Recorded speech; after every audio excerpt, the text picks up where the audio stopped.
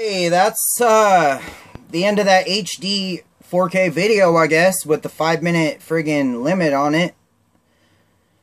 Extremely frustrating doing that, having to repeat the same thing because I had some really good points I made. I probably went off for like another 30 minutes after that quit filming. But, yeah, so, let's see. I got a mirror right here so I can look. Okay, it is filming, I think. Yeah, alright. Sorry about that. Yeah, so anyways, let's go. That's like the end of what I was talking about there with him. The guy, when you go and try to find the old version of this Coolest, when Ryan Grepper originally put it out the first time on Kickstarter and it failed to reach its goal of 125 measly little dollars when it's at 13 million now. Let's Go is, if you go and look up the Coolest Ryan Grepper on YouTube, the oldest videos you're going to see on there is basically the only video you're going to see with the previous version who gave this dude any airtime and showed people what was up with it was Let's Go. The video has like 261 views, 1 like. So anyways, yeah. That dude could see, and he was telling you it's a good idea, like basically way before anybody else knew what was going to happen with it or anything. You know, that fool was right there helping somebody out, just encouraging him. Great guy, Let's Go is. He's awesome, dude. So, yeah, the changes he made, the Bluetooth speaker I don't think is detachable. The wider wheels I consider a key feature because it looked to me on the old one from what I saw, because during the interview with Let's Go, they were playing through the videos and stuff, showing the Kickstarter page, and the wheels seemed to be skinnier back then. Now they're wider, so they don't sink into the sand, which is, I consider, a really good feature. He gave up with all that grill shit. You know, he made his commercial a little bit more streamlined. He may have been a little bit ahead of his time as far as his product. You know, it was like, it was the right product, and it was gonna make it, but it was a little bit ahead of its time. I don't know.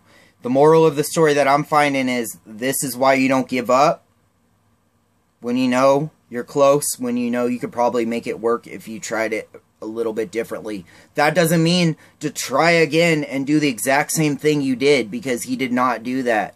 He went and he changed up some smart details to change, and he switched it up, and that's how he got it to work this time, is he did that. The story, underdog story, great marketing. What do you think it looks like before success? We have a dude here that basically was like working at Sears part-time, which is one of the worst jobs you could possibly have.